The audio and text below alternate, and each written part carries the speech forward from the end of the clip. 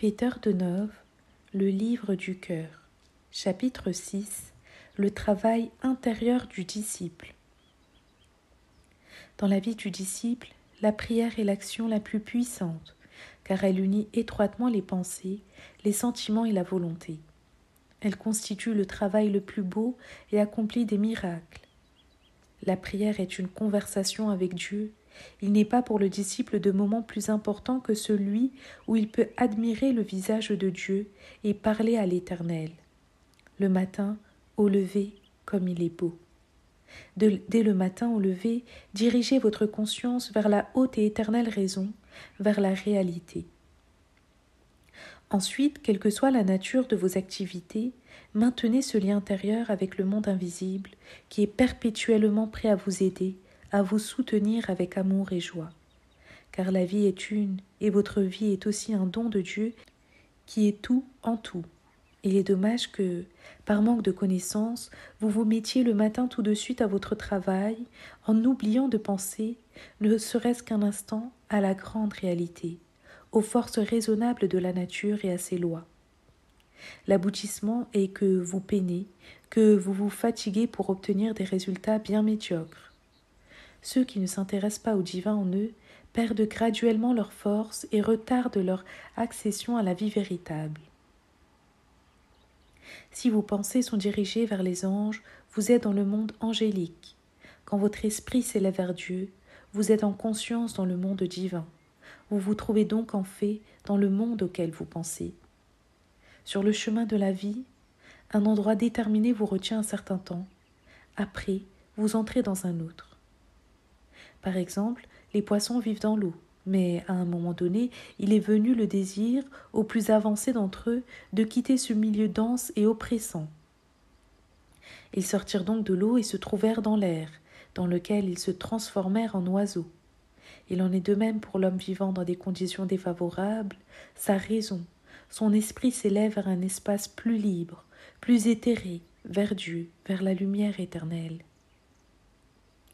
Aujourd'hui, vous sentez la nécessité de vous libérer de l'étreinte des conditions matérielles de la vie exclusivement extérieure et terrestre. Que cette idée et que cet élan spirituel vous suivent jour après jour, et à la fin, vous accéderez avec tout votre être à un niveau de vie plus élevé. La loi dit, c'est l'idée qui crée les formes et attire les courants. Si vous pensez à un être plein de bonté, la lumière rayonnera dans votre esprit et la chaleur emplira votre cœur. Au contraire, si votre conscience est dirigée vers des choses ou des êtres mauvais, votre intellect s'obscurcira et votre cœur se durcira. La même loi agit à propos de nos relations avec Dieu. Si vous élevez votre pensée vers la lumière divine, vous vous unissez de cœur et d'esprit avec l'Éternel, le Dieu vivant, source de toute vie. Alors votre conscience s'élargit et vous sentez dans votre âme une paix profonde et un élan harmonieux. Si vous entrez en liaison avec la pensée lumineuse des anges, de même des sentiments élevés vous viendront. Si vous réfléchissez aux animaux ou aux végétaux, vous serez aussi influencé par eux. Vous vous liez à ce que vous pensez. Vous vous liez à ce que vous pensez. Par la prière, on entre en liaison avec le divin, avec les êtres avancés des mondes supérieurs. Ces contacts parlent de l'amour divin, révélant des choses merveilleuses sur la vie, hautement raisonnable et libre. La prière ainsi que la méditation sont également des moyens puissants pour communiquer votre rapport au sublime, centre dont vous êtes sorti. De quoi sera-t-il question dans votre exposé? Du travail que vous avez accompli. Et c'est par la réponse que vous recevrez que se fera le juste échange entre vos pensées et sentiments et ceux des êtres avancés des mondes supérieurs. Si quelqu'un pense réussir sans prière et sans méditation, c'est qu'il est dans la plus complète erreur. En priant, vous êtes en union directe avec l'univers entier. Faites donc en sorte de ne pas négliger ou entraver ce processus si naturel de votre âme. La loi de la prière est semblable à celle de la nutrition. Si l'homme manque de nourriture, il éprouve rapidement les effets de cette privation. L'âme qui se prive de prière sent aussi qu'il lui manque quelque chose. La prière est un besoin absolu pour l'âme. La prière est ce qui, au moment voulu, apporte la force à l'esprit, au cœur, à l'âme, à la volonté. Elle est le travail superconscient de l'âme humaine qui, en priant, s'élève au-dessus de la conscience habituelle, s'évade du cercle étroit dans lequel vit l'homme sur la terre. Par chaque prière, le disciple attire vers son âme des beautés nouvelles, et ce processus peut être ininterrompu. Pour qu'il survienne chaque jour quelque chose de réel en vous, de nouveau, de sublime, n'oubliez pas d'élever chaque matin votre pensée et votre gratitude vers le sublime centre d'amour et de lumière du monde. Le disciple qui commence à comprendre la grande loi de la prière accède véritablement à l'état d'homme, et il se prépare à devenir un des grands adeptes. Vous devriez essayer de voir comme les anges prient. La prière est la méthode d'apprentissage du langage divin. Sans elle, vous ne l'apprendrez jamais. La prière, la véritable prière, implique la concentration, l'isolement en soi et la discrétion. Il n'est pas nécessaire que l'on s'aperçoive que vous priez. Vous devez prier pour que Dieu ne se détourne pas de vous. Quand Dieu détourne son visage de l'homme, le froid et les ténèbres envahissent la conscience de celui-ci et sa vie perd son soutien. Un saint reçoit sa connaissance par l'intermédiaire de la prière, par la contemplation, la méditation. Un saint prie longuement jusqu'à ce que par l'inspiration lui viennent de nouvelles pensées et de nouvelles forces. Diriger sa pensée vers Dieu, le grand principe raisonnable, centre de la création, vaut mieux que toutes les richesses matérielles dont la terre dispose. Penser à Dieu renouvelle l'esprit, rajeunit le corps physique, car de nouvelles énergies vivantes surviennent. Celui qui prétend qu'il n'est pas nécessaire de penser à Dieu se trouve dans la condition d'un orphelin, resté sans père ni mère. Ainsi abandonné, il perd la direction de sa vie, devient vulnérable et des êtres obscurs, arriérés l'attaquent et le dépouillent. L'homme ne peut rien obtenir de bien s'il ne prie pas. Apprenez donc à prier, que la prière soit pour vous une nécessité au même titre que l'air et que la nourriture, afin qu'une plus grande lumière illumine votre conscience, vous protège et vous guide. La phase suivante dans laquelle entrera l'humanité sera celle des anges. Nos corps grossiers seront alors changés. Ils seront composés d'une matière beaucoup plus fine. Cette matière se créera grâce au lien que nous aurons noué avec le divin par la prière, la méditation, la réflexion calme et profonde. En d'autres termes, la prière est la méthode par laquelle sera organisé le nouveau corps spirituel dans lequel l'homme vivra. Je demande aux savants, aux philosophes contemporains, combien de fois par jour ils pensent au Seigneur. Je demande aux savants, aux philosophes contemporains, combien de fois par jour ils pensent au Seigneur. La cause des malheurs réside justement dans le fait qu'on ne se rappelle plus, qu'on ne se concentre pas sur le Seigneur, la source dont on est issu. La prière est la meilleure méthode pour résoudre tous les problèmes les plus difficiles.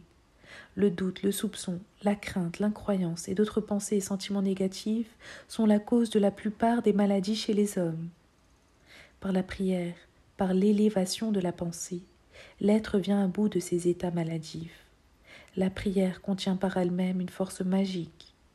Il suffit que le disciple lise un verset de l'Évangile avec concentration et avec le désir profond de le comprendre pour que Jésus lui vienne en aide et apporte la lumière dans sa conscience. Grâce à cette clarté nouvelle, il pourra aussi mieux accomplir ses tâches et diriger ses travaux. La prière élève, intensifie les vibrations de l'aura. Le disciple devient aussi invulnérable aux basses influences qu'il peut rencontrer dans son entourage ou ailleurs. La prière protège des inquiétudes, des anxiétés du monde perpétuellement agitées. Lorsque l'homme prie pour la réalisation d'un désir légitime, le monde supérieur invisible l'aide à chaque fois. Vous êtes malade, priez le Seigneur, Dieu, de vous redonner la santé, l'amélioration viendra, suivie par la guérison.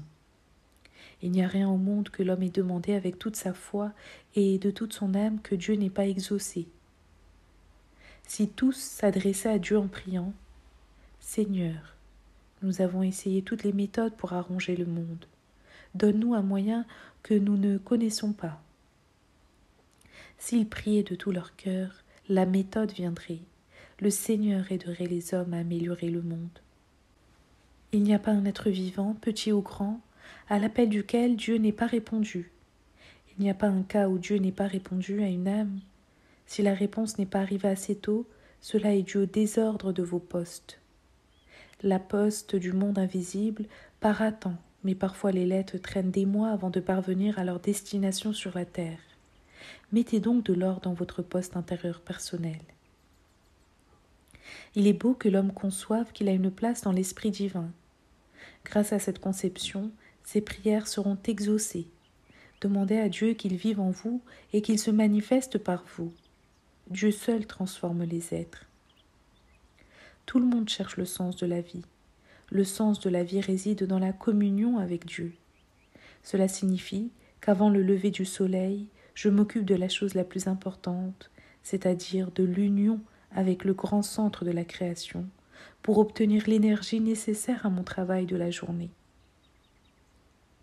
À quelques endroits que l'homme commence son travail, il lui faut l'énergie, l'impulsion pour l'accomplir avec une bonne disposition, avec joie. S'il se laisse aller à subir passivement l'influence du monde extérieur, celui-ci le fera vite sortir des rails de sa vie. L'homme doit prier et en même temps travailler sur lui-même pour se préparer au nouveau qui vient maintenant dans le monde. Vous priez quand vous êtes bien disposé et aussi quand vous ne l'êtes pas, quand vous avez des contrariétés ou des ennuis, quand l'obscurité envahit votre conscience. S'isoler n'est pas un processus extérieur, mais intérieur. C'est une disposition de l'âme et de l'esprit. Je vous donne une règle. Pour chacun, il existe une vague particulière divine qui le soulève. Quand vous vous levez le matin, ne vous empressez pas d'aller tout de suite à vos occupations. Arrêtez-vous. Faites le calme et l'ordre dans votre intérieur pour que cette vague divine vienne vous toucher. Alors ensuite, vous pouvez commencer vos activités journalières, vous pouvez être l'homme le plus simple. Mais si l'Esprit divin vient vous visiter, vous atteindrez sûrement votre but et votre haut idéal. Si la pensée, les sentiments et l'action ne prennent pas conjointement part dans la prière, ce n'est pas une vraie prière. Entrer dans sa chambre secrète pour prier Dieu, cela signifie s'unir à son âme pure, vierge. C'est alors seulement que vous comprendrez le sens profond des choses et pourquoi vous vivez sur la terre. De ce lieu, vous résoudrez les questions les plus difficiles et les plus grandes. À ceux qui ont des difficultés, je dis, priez pour entrer en liaison avec les êtres élevés raisonnables qui peuvent, dans tous les cas, vous aider. Quelqu'un se dit intérieurement, je prie mais je ne reçois pas de réponse. La cause en est que votre conscience n'est pas éveillée, que votre pensée est distraite. La prière est d'autant plus juste que la conscience est plus élevée. Il faut donc prier d'une nouvelle façon, avec un autre état de conscience. La conscience humaine est semblable à une radio qui émet et reçoit des ondes de l'espace. Cela explique pourquoi la prière de certains êtres ne peut pas s'élever plus haut que leur tête. Plus la conscience de l'homme est éclairée et éveillée, plus grande est la possibilité pour sa prière de monter et d'être reçue et exaucée. Qu'exige-t-on du disciple pour qu'il entre en contact avec le monde invisible et raisonnable? Que sa propre radio fonctionne justement. Quand vous dirigez par la prière votre pensée vers le haut, vous vous protégez des basses influences. Le doute, l'incroyance, l'antipathie contiennent des ondes qui ont le caractère du loup. Elles se forment dans le monde astral et se reflètent défavorablement sur l'esprit humain. Bien des difficultés sont dues à des attaques d'ondes nocives ayant la nature du loup. Elles empêchent la prière de s'élever et font obstacle à la réalisation des bonnes intentions. C'est lorsqu'il est tourmenté, persécuté, menacé par les épreuves que l'homme prie le mieux, avec le plus de concentration et d'intensité, comme on doit le faire. Il faut que le foyer de votre cœur Sois ardent pour que votre prière s'élève jusqu'à l'esprit de toute vie, jusqu'à Dieu. Pour bien prier, il faut le faire dans les lieux purs. C'est de là que vous pourrez le mieux envoyer votre demande et exprimer votre reconnaissance avec une pensée précise, concrète vers le monde supérieur invisible à vos yeux. Sans cela, votre prière ressemblera à une requête manquant de clarté et elle n'obtiendra pas de résultat. Si maintenant je priais, je demanderais à Dieu la force, la connaissance, la sagesse, l'amour, la vérité et la liberté. L'homme qui prie doit demander la chose qui lui est la plus indispensable et qui respecte la volonté divine. Faites l'essai suivant. Concentrez-vous et dites « Seigneur, je suis prêt à accomplir ta volonté qui anime tout ce qui vit. » Ou bien dites « Si j'ai trouvé ton agrément, Seigneur, fais que je ressente ta joie, au nom de ton amour, de ta sagesse et de ta vérité. » Savez-vous ce que vous éprouverez alors ? Vous pouvez transformer en un instant votre visage.